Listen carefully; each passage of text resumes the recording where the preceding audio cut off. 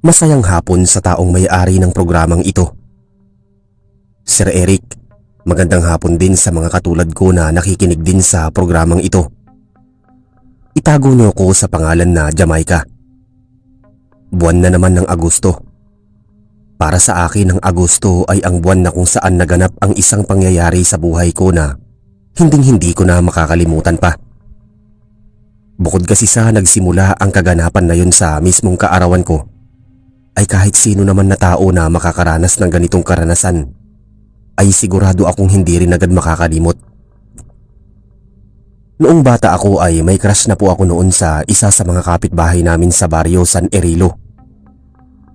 Itago ko na lamang ang pangalan ng crush ko sa pangalan na Rico.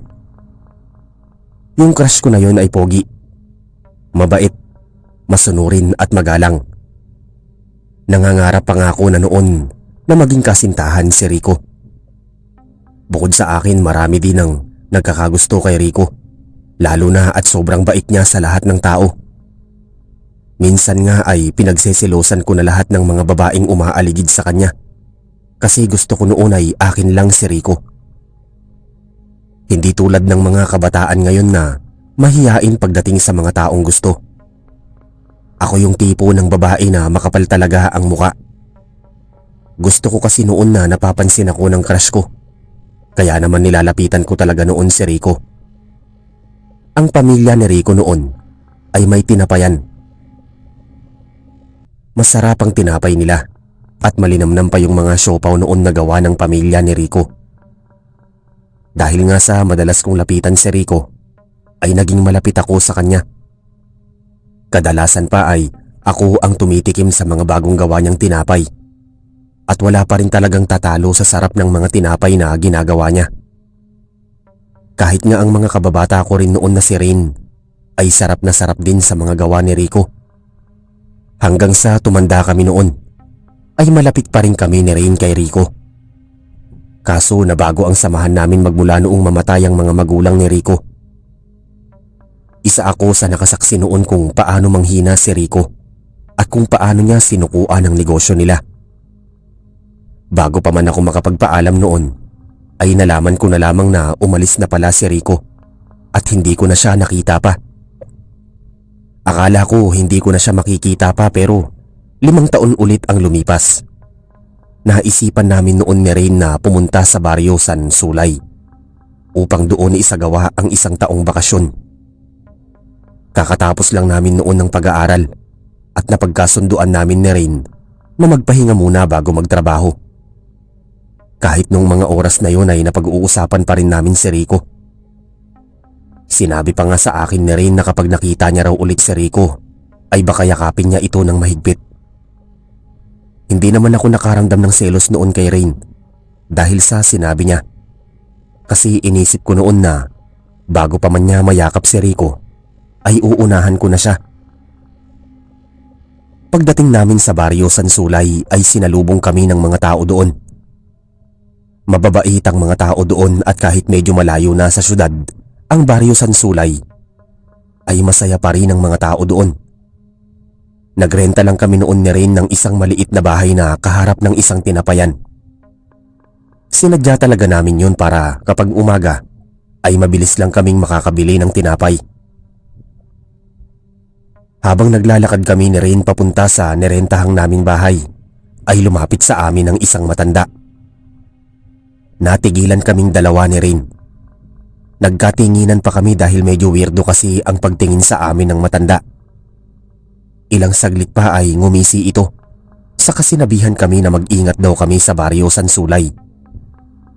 Ang baryo daw kasi na yun ay may kumakalat na marami daw namamatay tuwing gabi, lalo na raw kapag linggo. Iwasan daw namin na lumabas ng bahay kapag gabi dahil baka daw kami pa ang mabiktima ng aswang. Tumaas ang kilay ko sa huling sinabi ng matanda. Tinanong ko siya kung bakit aswang ang sinisisi niya. Dagdag ko pa na hindi naman totoo ang mga tulad nila. Sumeryoso ang mukha ng matanda. Saka sinagot ako na nakita niya raw mismo ang aswang at kahit wala raw naniniwala sa kanya, ay papanindigan niya pa rin daw ang sinabi niya na aswang daw ang may gawa ng mga krimen. Sasagot pa sana ako nang pigilan na ako ni Rain. Binulungan niya pa ako na wag ko na raw papatulan ng matanda. Hindi na lamang ako umimik, sa kanilagpasan na ang matanda. Habang naglalakad kami ay hindi mawala sa isip ko ang sinabi ng matanda. Mahina pa akong natawa nang maalala ang pagbanggit nito patungkol sa aswang. Tinanong naman ako ni Rain kung bakit daw ako tumatawa. At sinabi ko naman sa kanya na natatawa lamang ako dahil naniniwala ang mga tao sa Barrio Sansulay sa mga aswang. Sumagot naman si Rain na totoo daw ang mga aswang, pero hindi raw ang mga ito madalas nagpapahalata. Napairap na lamang ako sa sinabi ni Rain. Saka inasar pa siya na baka aswang siya. Pero ngumiwi lang si Rain at sinabihan ako na wala naman daw mawawala sa kanya kung maniniwala siya sa mga aswang. Hindi ko na lamang siya sinagot noon kahit gustong gusto ko pa siyang asarin na isa siyang bata dahil naniniwala pa sa mga katang-isip na mga nilalang. Ilang saglit pa ay nakarating na kami sa bahay na tutuluyan namin. Nakatitig lamang ako noon sa bahay namin na sakto lamang ang laki nang marinig kong tumili ng mahina si Rain. Sa kabulong sa akin na nakakita daw siya ng pogi. Dahil sa binanggit niya ang salitang pogi, ay napatingin din ako sa tinitignan niya. Sa harapan ng bahay namin ay tindahan ng tinapay. Naaalala ko nga noon si Rico. Marami ang bumibili doon kaya hindi ko masyadong maaninag ang taong nagpapabili ng tinapay. Bago pa man ako makapagsalita, ay hinila na ako ni Rain palapit sa tinapayan. Pakiramdam ko noon ay namula ako dahil ang taong nagtitinda ng tinapay ay si Rico. Nang mawala ang mga tao ay agad akong lumapit kay Rico. Ang gwapo niya pa ring panadero. Hindi ko napigilan ang sarili ko na yakapin siya. Sinabihan ko pa siya na hindi man lang bumisita sa baryo namin at talagang matagal akong nangulila sa gwapo niyang muka. Napansin ko pa ang gulat sa muka ni Rico. Pero ilang saglit pa ay ngumiti ito sa amin. Tinawag niya pa ang pangalan ko at dahil nga sa crush ko si Rico ay kinilig naman ako. Tinanong ako ni Rico kung ano raw ang ginagawa ko sa Barrio Sansulay. Si Rain naman ang sumagot na magbabakasyon lamang kami sa baryo na yon. Gusto kasi namin ng mahangin at malayo sa syudad. Tinanong ko naman si Rico kung bakit naroon siya sa Barrio Sansulay at bakit hindi man lang bumisita noon sa baryo namin. Saglit na natigilan si Rico bago tumalikod sa akin sa kumuha ng tinapay na halatang bagong labas lang ng oven. Nang humarap si Rico sa akin ay may daladala na siyang tinapay. Sinabi niya sa akin na mas gusto niya raw kasi na tahimik at malayo sa syudad. Kaya sa Barrio Sansulay na lamang siya gumawa ng negosyo. Inabot sa akin ni Rico ang tinapay pero bago ko pa man ito mahawakan ay hinawakan ni Rain ang kamay ni Rico. Saka ginabayan ng kamay nito na subuan siya ng tinapay. Napasimangot ako dahil doon pero agad din namang nawala nang mapansin ko na nakatingin sa akin si Rico. Magsasalita pa sana ako nang magpaalam na si Rico. Sinabihan niya pa ako na bumisita na lang daw kami sa kanya kapag walang masyadong tao. Tumango naman ako at bago pa man ako makapagsalita ay hinila na ako ni Rain paalis sa tindahan ng tinapay ni Rico. Sakto rin naman na nagsidagsaan na rin ang mga mamimili. Dumiretso na lamang kami ni Rain sa loob ng aming narerentahang bahay. Sarap na sarap pa si Rain sa tinapay na bigay sana sa akin ni Rico. Tinanong ko naman si Rain kung wala ba siyang balak bigyan ako ng tinapay. Tinignan lamang ako saglit ni Rain bago ako seryosong tignan. Sinabi niya sa akin na noong sinubuan daw siya ng tinapay ni Rico ay may naamoy daw siya sa kamay nito. Nagtanong naman ako kung mabango bang bagay o kaya naman malarosas na amoy. Pero umiling si Rain. Amoy dugo daw kasi ang kamay ni Rico. Malansa daw at mabaho. Sinabihan ko na lamang si Rain na baka bibig niya lamang yung mabaho. Pero umiling lang si Rain. Sigurado daw siya na galing yon sa kamay ni Rico. Hindi ko na lang siya pinansin noon at sinabihan na lamang si Rain na ayusin na ang gamit namin. Buong maghapon ay napansin ko na tahimik lamang si Rain. Napapansin ko rin na hindi siya mapakali at patingin-tingin sa bintana ng aming bahay. Sa tuwing tinatanong ko naman siya kung bakit ay lagi niyang sinasabi sa akin na medyo may kakaiba daw kay Rico. Nahuli niya raw kasi itong nakangisi habang nakatingin ng diretso sa kanya. Sinagot ko naman si Rain na baka nagpapakilig lamang si Rico pero tumanggi si Rain. Sinabi niya sa akin na hindi raw kilig ang naramdaman niya noong nginisian siya ni Rico. Takot daw ang mas nangibabaw sa kanya. Gwapo nga daw si Rico pero hindi na raw siya komportable sa presensya nito. Tinawanan ko na lamang noon si Rain at sinabi na napapraning lamang siya. Akala ko pa nga ay makikipagsagutan pa si Rain pero tumalikod lang ito sa akin saka lumabas ng bahay. Kinagabihan nasa kwarto na ako noong mga oras na yon. Pero hindi pa rin ako makatulog. Magkahiwalay kasi kami ng kwarto noon ni Rain. Sanay naman ako matulog noon na mag-isa sa kwarto pero hindi lang talaga ako mapakali. Marahil sa bagong bahay na kami natutulog. Naisipan ko na lamang na sumilip sa bintana para kahit papaano ay antukin ako. Matagal akong nakatingin sa bintana noon hanggang sa makita ko si Rain na lumabas sa bahay ni Rico. Napatayo pa ako dahil sa gulat. Ang daming tanong na agad namuo sa utak ko, katulad na lamang kung bakit lumabas si Rain sa bahay ni Rico at kung ano ang ginagawa nito roon. Kasunod din sa paglabas ni Rain ay si Rico na nakangisi pa at napakamulsa. Nag-usap pa sila saglit sa labas ng bahay bago tumalikod si Rain at dire-diretsong pumasok ulit ng bahay namin. Mabilis akong bumalik sa higaan ko. Lalo akong nagising noong mga oras na yon dahil sa pagtataka. Gusto ko pa nga noon sugurin si Rain pero naisipan ko na lamang noon na palipasin muna ang gabi dahil kinabukasan ay siguradong sasabihin sa akin ni Rain ang nangyari. Gayunpaman hindi pa rin ako nakatulog noon dahil sa kakaisip. Kinabukasan maaga akong nagising para puntahan si Rain sa kanyang kwarto. Pero nangunot ang noo ko nang makita na wala doon si Rain. Hinanap ko pa sa buong bahay si Rain pero wala akong Rain na nakita sa bahay. Naisipan kong lumabas upang hanapin siya. At saktong paglabas ko ay ang paglabas niya sa bahay mismo ni Rico. Umawang ang labi ko noon sa gulat. Hindi naman ako nagalit noon pero nainis ako dahil naglilihim sa akin ang kaibigan ko. Kaya naman hindi ko na napigilan noon na maglakad palapit kila Rico at Rain. Seryoso pa silang nag-uusap nang humarang ako sa pagitan nila. Tinignan ko muna saglit si Rico bago hilain si Rain palayo kay Rico. Sa halip ng pumasok ng bahay ay naglakad kami ni Rain palayo doon. Habang naglalakad kami ay tinanong ko na si Rain kung bakit niya kausap si Rico. Pero hindi sumagot si Rain. Tumingin lang ito sa akin saka huminga ng malalim. Lalo akong nainis noon. Muli kong tinanong si Rain kung bakit kasama niya si Rico at kung ano ang pakay ni Rain kay Rico. Tinignan muna ako saglit bago ako sagutin. Sinabi niya sa akin na may importante lang daw silang pinag-usapan ni Rico. Tinanong ko naman si Rain kung ano yung importanteng na pag-usapan nilang dalawa. Hindi siya sumagot. Kung pwede nga lang po noon na si Rico na mismo ang tinanong ay ginawa ko na. Pero pakiramdam ko naman ay hindi magsasabi sa akin ng totoo si Rico. Hinawakan ako ni Rain sa magkabilang balikat niya saka seryoso akong tinignan. Yun ang unang beses na nakita kong sobrang seryoso ni Rain.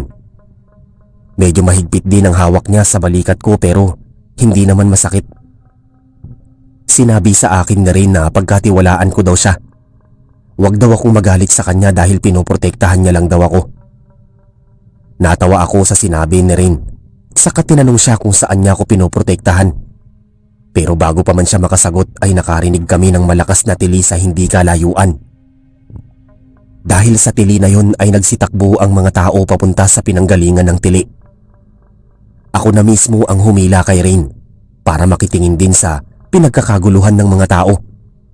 At nang masilip ko kung ano yun ay halos masuka ako nang makita ang isang pugot na ulo doon. Napangiwi pa ako dahil naaamoy ko na rin ang mabahong amoy nito. Narinig ko ang isa sa mga taga-baryo na sinabing aswang daw ang may gawa nun at umaatake na naman daw ito. Ayon pa sa isa na isang linggo na raw, walang paramdamang aswang at natatakot daw sila dahil umaatake na naman daw ito. Akala daw nila ay nagawa na nila itong mapaalis sa baryo. Hindi ko na narinig pa ang ilan sa mga sinabi ng mga taga-baryo dahil hinila na ako palayo noon ni Rain. Masuka-suka pa ako habang naglalakad kami palayo dahil hindi maalis sa ilong ko at ulo ko ang masangsang na amoy at ang pugot na ulo. Napatingin ako kay Rain nang sabihin niyang umalis na raw kami sa lugar na yon. Baka daw kami na ang susunod na mamatay. Agad naman akong umangal saka magdrama ko pang sinabi kung paano ako makakalapit ulit kay Rico. Nang banggitin ko ang pangalan ni Rico ay napansin ko ang takot sa mukha ni Rain. Nagtaka naman ako at tinanong siya kung bakit ganoon ang ekspresyon niya. Sasagot na sana si Rain nang makarinig kami ng tikhim. Pagharap namin ay nakita namin si Rico. Nakangiti ito habang nakapamulsa. Saglit itong tumingin kay Rain bago sa akin. Tinanong niya kami kung saan kami galing at sinabi ko naman na nakisilip kami sa taong napugutan ng ulo. Dagdag ko pa na masyadong masama ang taong gagawa ng ganoong bagay. Nang tignan ko si Rico ay seryoso na itong nakatingin sa akin. Akmang hahawakan niya sana ako nang magsalita si Rain. Sinabihan niya si Rico na babalik na kami sa bahay. Bago pa man ako makaangal ay hinila na ako ni Rain papasok ng bahay namin. Napakamot na lamang ako ng ulo dahil sa pagtataka. Ang weirdo kasi ng galaw ni Rain at idagdag pa ang biglaang pagbabago ng ekspresyon ni Rico. Naupo na lamang ako sa upuan habang pinagmamasdan si Rain na tulala. Hindi ko na maiwasan tanungin siyang muli kung bakit ganoon siya umakto kapag malapit kay Rico.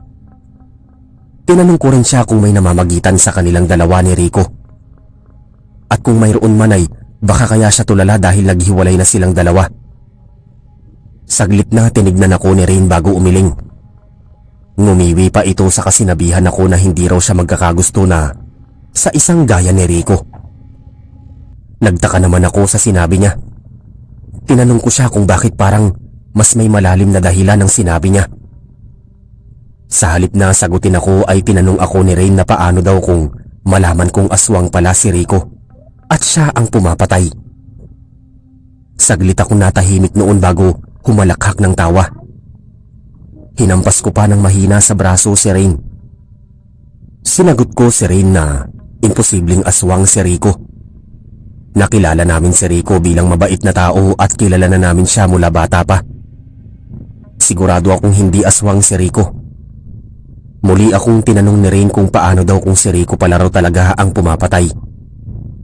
Umiling ako kay Rain, saka sinagot siya na imposible yun. Sa kagapuhan na taglay ni Rico, imposibleng aswang siya. Dagdag ko pa na walang poging aswang. Mahinang tumawa si Rain sa sagot ko. Sinabihan niya ako na hindi daw nababase sa anyo ang pagiging aswang. Dapat daw ay mas maging mapag-obserba daw ako at lagi ko raw tandaan na maaaring magbago ang isang taong nakilala ko. Pagkatapos niyang sabihin yun ay tumayo na si Rain sa kadire-diretsong pumasok sa kwarto niya. Naiwan akong takang-taka sa ginawa niya pero inisip ko na lamang noon na baka may pinaghuhugutan lamang si Rain. Buong maghapon ay nagpapakit lamang ako noon kay Rico. Abala si Rico sa paggawa ng tinapay pero nagtataka lamang ako. Kapag susunod ako sa kusina niya, ay pinipigilan ako ni Rico. Hindi ko na lamang masyadong pinagtutuunan ng pansin dahil baka pribadong lugar lamang yun. Gabi na ako nang maisipan kong umuwi. Nagpaalam na ako kay Rico na uuwi na, pero nagulat ako nang hawakan niya ang braso ko. Pinadaos-dos niya pa ang daliri niya sa aking balat na nagpatayo ng aking balahibo. Pagtingin ko kay Rico ay napaatras ako nang mapansin ang kakaibang ngisi niya. Sa halip na kiligin ako noong mga oras na yon, ay kinabahan ako dahil sa paraan ng titig niya. Tinanong ako ni Rico kung pwede daw ba akong mamayang madaling araw na pumunta sa bahay niya. Gusto niya daw kasing maglakad-lakad sa kalsada kasama ko. Tahimik daw kasi at walang masyadong tao. Napatitig ako kay Rico. Hindi agad ako nakasagot noon. Hindi ko nga rin maintindihan ang sarili ko noon kung bakit hindi ko man lang magawang kiligin sa sinabi ni Rico. Peke na lamang akong tumawa sa kasinabi kay Rico na pag-iisipan ko muna. Ngumiti naman sa akin si Rico, saka nagpaalam na sa akin. Dire-diretso akong umuwi ng bahay. Pagpasok ko ng bahay ay ramdam ko ang bigat ng pakiramdam ko. Hindi ko rin maintindihan noong mga oras na yun kung bakit kinakabahan ako kay Rico. Nagulat ako nang lumabas sa kwarto niya si Rain. Tinanong niya ako kung anong nangyari sa akin at bakit daw ako namumutla. Mabilis akong lumapit kay Rain, saka naisipan na ikwento sa kanya ang napag-usapan namin ni Rico. Nang matapos ako ay agad akong sinabihan ni Rain na wag ko raw babalakin na pumunta kay Rico. Wag din daw akong lalabas ng bahay mamayang madaling araw kung gusto ko raw manatiling ligtas. Magtatanong pa sana ako sa kanya nang sabihin niya sa akin na matulog na raw kami at wag ko na raw isipin ang paanyaya ni Rico. Sumang-ayon na lamang ako kay Rain saka pumasok sa kwarto ko. Noong gabi na yon ay hindi ako nakakatulog ng maayos. Patingin-tingin ako sa bintana dahil inaasahan kong lalabas si Rico sa bahay niya. Pero hindi naman siya lumabas. Hindi rin ako mapakali noong mga oras na yon dahil iniisip ko ang mga aksyon ni Rico. Yun na ang unang pagkakataon na napagtanto ko na parang ibang tao na si Rico. Ilang saglit pa bandang 12:00 ng madaling araw. Muli na naman akong bumangon upang sumilip sa bintana. Akala ko ay lalabas na roon si Rico. Pero laking gulat ko nang makita si Rain na lumabas mismo sa bahay namin. Nang mapatingin si Rain sa may bintana ng kwarto ko ay agad akong yumuko upang magtago. Pakiramdam ko pa noon ay pinagtaksilan ako ng sarili kong kaibigan.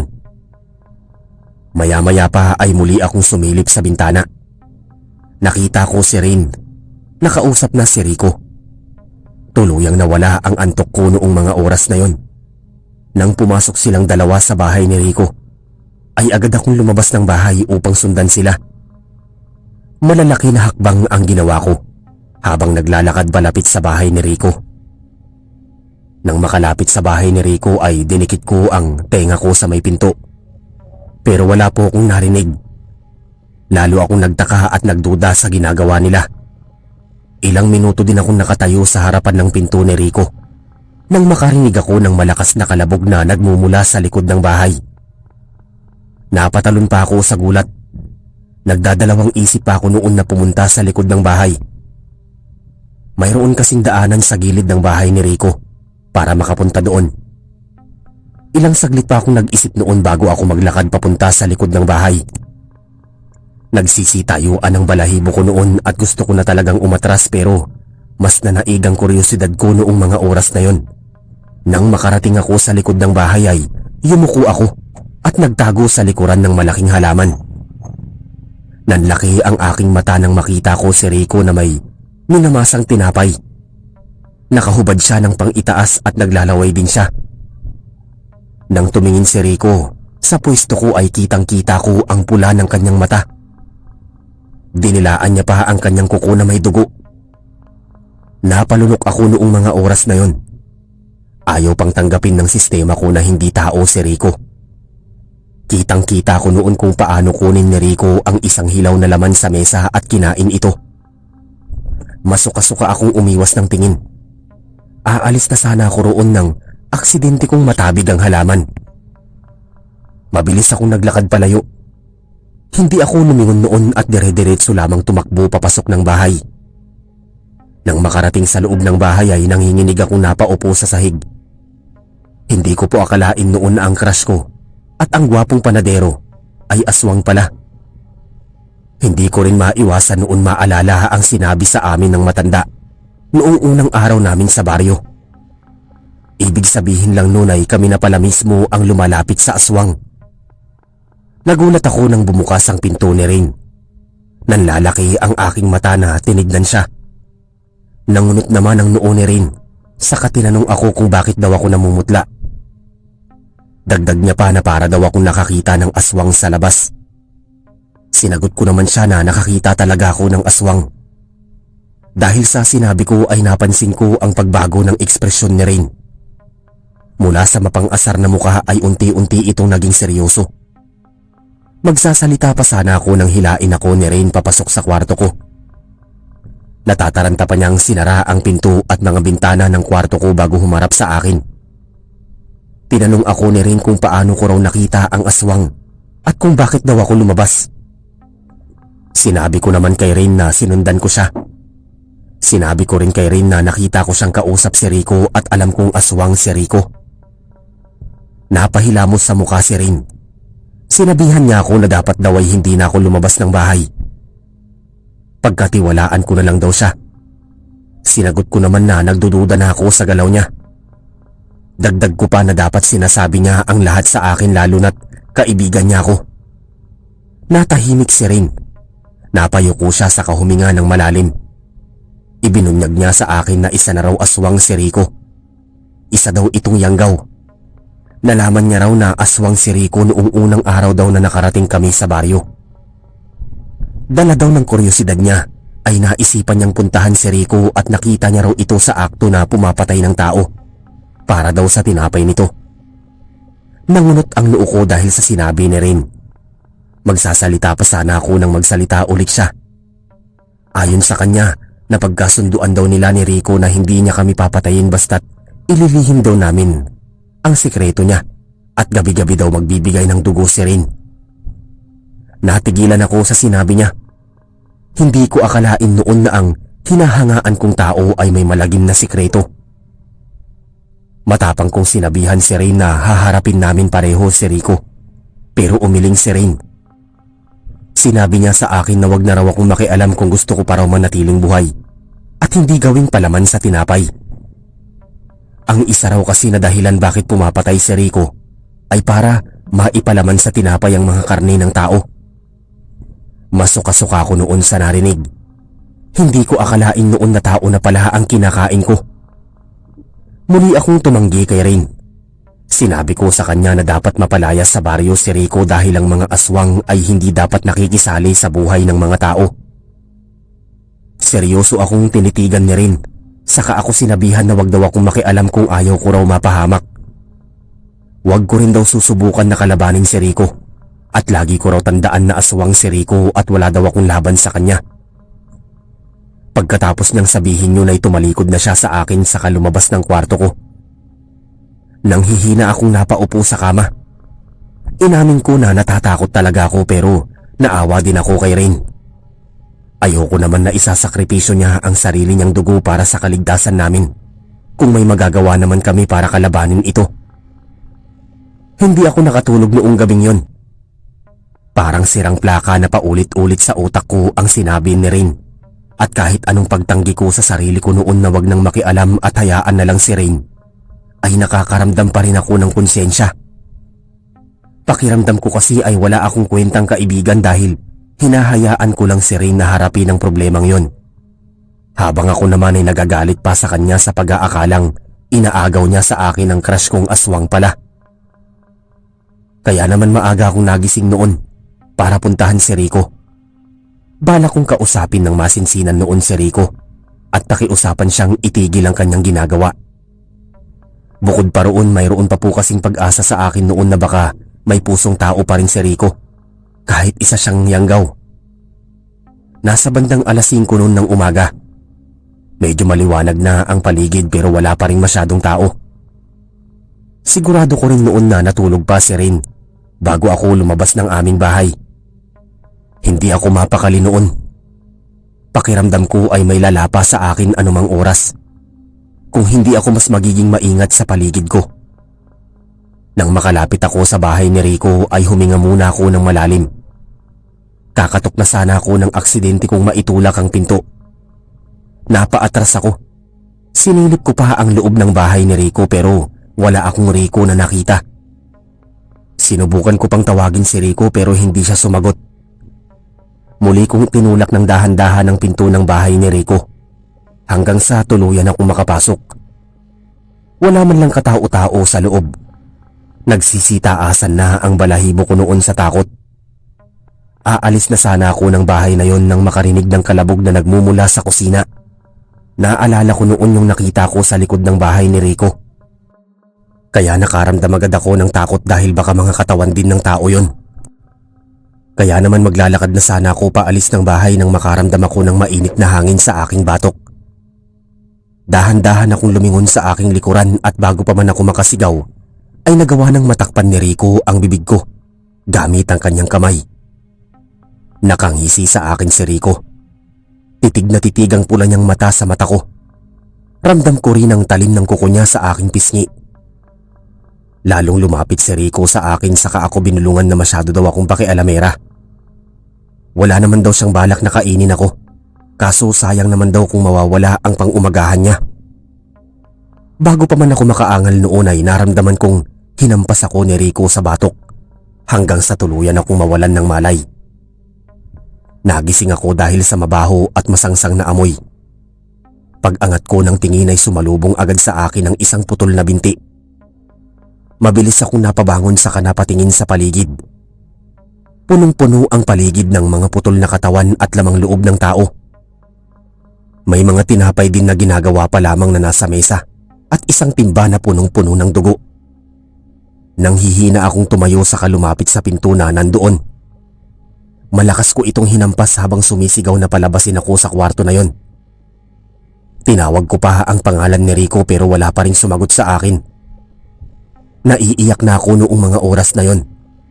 Pakiramdam ko ay ako na ang susunod na mamamatay kapag hindi ako nakatakas doon.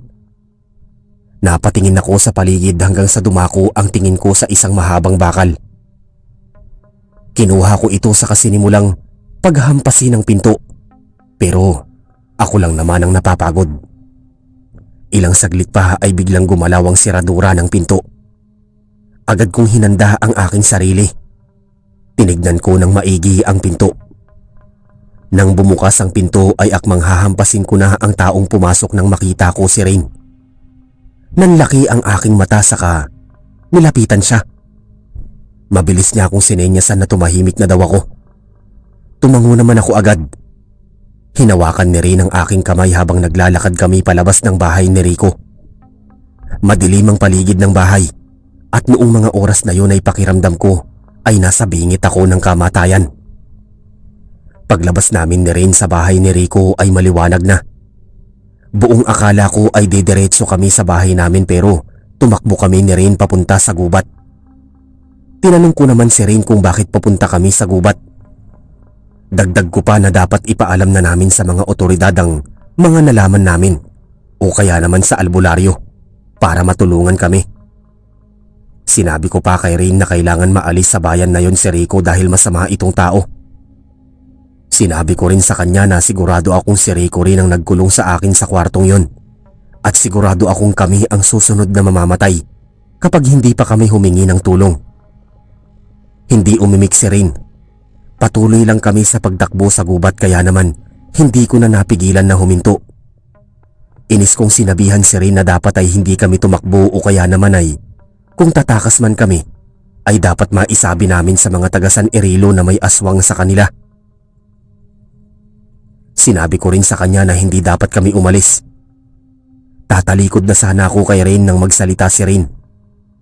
Mahina itong tumawa sa kasinabihan akong pumunta daw ako ng San Irile mag-isa pero wag daw akong magsisisi kung mamamatay daw ako. Nagtataka kong tinignan si Rain. Namumula ang mata niya. Napansin ko rin ang kutsilyo sa kanyang kamay. Tinanong ko siya kung anong ibig niyang sabihin at sinabi sa akin ni Rain na nalaman niya na raw ang lahat. Ayon kay Rain noong lumabas daw ako ay gising na siya kaya naisipan niya raw akong sundan. Hindi niya daw akalain na pupunta ako sa bahay ni Rico. Akmang susunod nga daw siya sa akin para pigilan ako nang sumulpot sa harapan ko si Rico. Nakaaswang daw na anyo at nakangisi sa kanya. Sinabihan siya ni Rico na tumakas na raw siya para daw siya na lang ang mabuhay at ako na lang daw ang maging susunod na alay. Doon ibinunyag ni Rico na si Rain daw pala ang magsasakripisyong magiging susunod na pagkain ng mga taga San Irile. Pumayag daw si Rain para makatakas ako. Nalaman ni Rain na hindi lang daw si Rico ang masama sa baryo San Irile, kung hindi ang buong taga baryo San Irile mismo. Napasinghap ako sa sinabi niya. Muling nagsalita si Rain. Sinabi niya sa akin na ang mga taga-Barrio San Irillo daw ay alam na tao daw ang palaman ng mga tinapay at isa sa mga sangkap nito ay dugo ng mga tao. Ang mga taga San Irillo ay mga taong kumakain ng laman, kaya ginawa nilang Diyos si Rico. Hindi rin daw si Rico ang nagkulong sa akin sa kwarto, kung hindi ang matanda daw na nakausap namin noong unang dating namin sa baryo. Ginawa lang daw yun ng matanda na para bang binalaan kami para lalo daw kaming magkaroon ng kuryosidad. At kapag daw nagkaroon ng kuryosidad, ay tiyak na aalamin daw namin ang lihim ng baryo.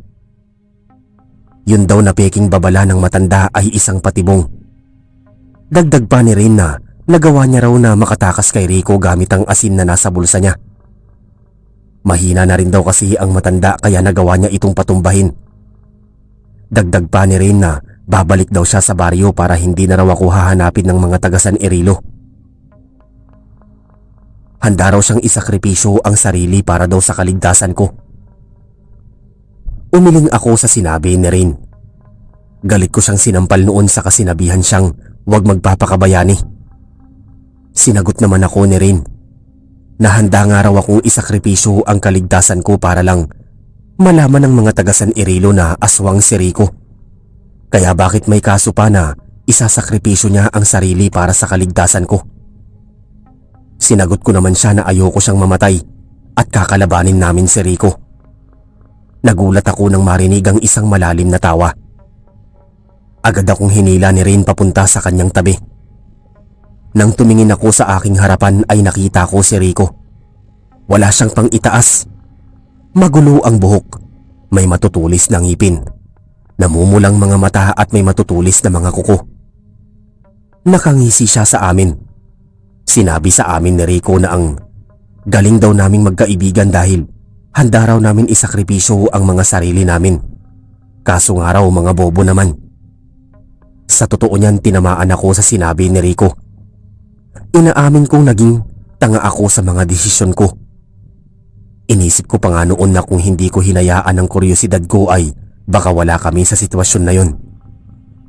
Sumigaw naman si Rain na hayaan na raw akong makatakas at sasama daw siya kay Rico. Agad naman akong sumingit at sinabing pakawalan na kaming dalawa, lalo na't naging kaibigan din namin si Rico. Nawala ang ngiti ni Rico. Sinabi niya sa akin na wala na raw ang Rico na nakilala namin. Patay na daw yon. At ang Rico daw na nasa aming harapan ay ang Rico na malakas at ang papatay sa amin. Dagdag niya pa na kulang daw ang isang tao para gawing pagkain nila. Kailangan daw ay dalawa. Bago pa man kami makasagot ni Rain ay sumugod na agad si Rico. Nakita kong nagsaboy ng asin si Rain kay Rico, kaya napanghiwi si Rico sa sakit. Ginawa yung pagkakataon ni Rain para saksakin si Rico sa braso nito. Samantalang hinampas ko naman si Rico sa ulo. Natumba si Rico sa lupa. Hinampas ko si Rico sa kanyang likod habang sinaksak naman ni Rain si Rico sa leeg. Nang mapansin naming hindi na gumagalaw si Rico, ay medyo umatras kaming dalawa. Nagkatinginan kami ni Rain. Tinanong ko si Rain kung buhay pa ba si Rico pero bago pa man kami makasagot ay nakita naming gumalaw si Rico. Hindi na ako nagdalawang isip pa na hampasin si Rico sa kanyang ulo. Habang si Rain naman ay ibinao ng kutsilyo sa ulo nito. Isinaboy din ni Rain ang natitira niyang asin kay Rico at kitang-kita namin kung paano mangisay ang katawan niya. Sinabi ni Rain na mahina pa rin daw si Rico dahil isa lang daw itong yanggaw. Bago pa man ako makaimik ay hinila na ako ni Rain. Kailangan daw namin makaalis bago pa raw kami maabutan ng mga taga San Irillo at bago pa man daw magising si Rico kung sakali daw na magigising pa ito. Hindi na ako umangal pa at agad nang tumakbo kasama si Rain. Hindi ko alam noon kung ilang oras kami tumakbo ni Rain pero nakita ko na lamang ang sarili ko na nasa kalsada na ulit at wala na sa gubat. Nang hihina akong napaluhod sa katinignan si Rain. Niyakap ko siya noon sa kasinabihan siyang wag na wag isasakripisyo ang sarili para sa akin. At masaya ako dahil buhay kaming dalawa. Nagpahinga muna kami saglit noon bago namin maisipan na hanapin ang daan pa uwi. Sa kabutihang palad ay nakabalik kami ng ligtas. sa kinalakihan naming baryo. Nagulat pa ang mga magulang ko nang makita kami ni Rain na madungis at sugatan, dala ng mga halaman na may tinik. Naisipan namin noon ni Rain na wag nang ipaalam ang nangyari sa mga magulang namin. Dinahilan na lamang namin noon na nasunog ang baryo na pinuntahan namin, kaya wala kaming nadalang gamit. Pagkatapos ng nangyari ay hindi kami noon lumabas ni Rain.